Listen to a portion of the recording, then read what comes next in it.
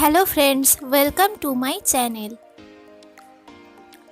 আজকে বানাবো পকোড়া।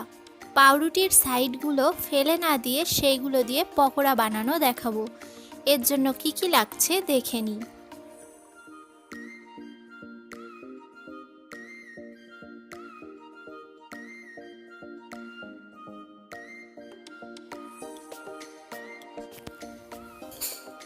এবার আমরা বানাবো। অনেক সময় আমরা স্যান্ডউইচ বানানোর সময় বা আরও কোনো খাবার বানানোর সময় পাউরুটির সাইডগুলো কেটে রেখে দিই, তো সেগুলো ফেলে না দিয়ে সেইগুলো দিয়েই আজকে পকোড়া বানাবো। এবার এর মধ্যে দিয়ে দিচ্ছি পেঁয়াজ কুচি, লঙ্কা কুচি,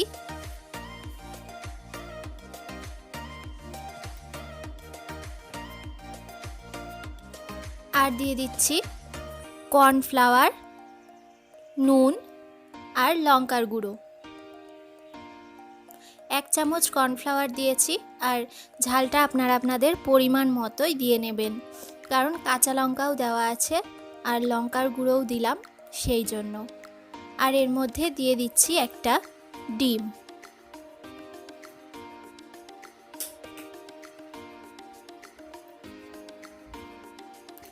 ডিমটা দিয়ে নিলাম।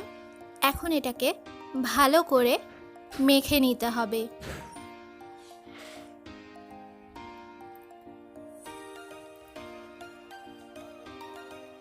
পাউরুটির সাইডগুলো ভালো করে ভেঙে একসাথে চটকে মেখে নিতে হবে। আমার এখানে দেখতেই পাচ্ছেন মাখা প্রায় হয়ে এসেছে। সব উপকরণগুলো এক জায়গায় হয়ে যাচ্ছে। একটু শক্ত করেই মেখে নিতে হবে, যেহেতু ডিম দেওয়া আছে আর জলের প্রয়োজন হলো না। এখন আমরা এগুলোকে ভেজে নেব। আমি এখানে কড়াইতে সাদা তেল গরম করে নিয়েছি। এবার এর মধ্যে একটা একটা করে পকোড়া ছেড়ে দেব। এরকম আরও রেসিপি পাওয়ার জন্য আমার চ্যানেলটা সাবস্ক্রাইব করুন আর পাশে থাকা বেল বাটনটা প্রেস করে দিন, যাতে আমার নেক্সট ভিডিওগুলো সবার প্রথমে পৌঁছে যায় আপনার কাছে। এছাড়াও আমার এই রেসিপিগুলো আপনারা ইনস্টাগ্রামেও ফলো করতে পারেন। ইনস্টাগ্রাম আইডিটা ডেসক্রিপশন বক্সে দেওয়া আছে।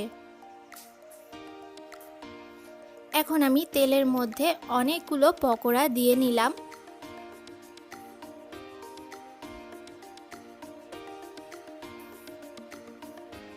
এখন এইগুলোকে ভালো করে এপিট ওপিট করে নাড়াচাড়া করে ভেজে নেব গোল্ডেন কালার হওয়া পর্যন্ত।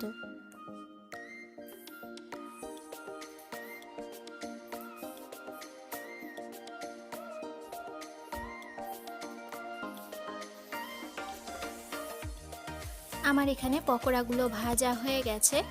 এখন তেলের থেকে তুলে নিচ্ছি, বাকিগুলো ভেজে নেব। তৈরি হয়ে গেল আমাদের আজকের রেসিপি পকোড়া। আপনারাও বাড়িতে বানান, আশা করছি ভালো লাগবে।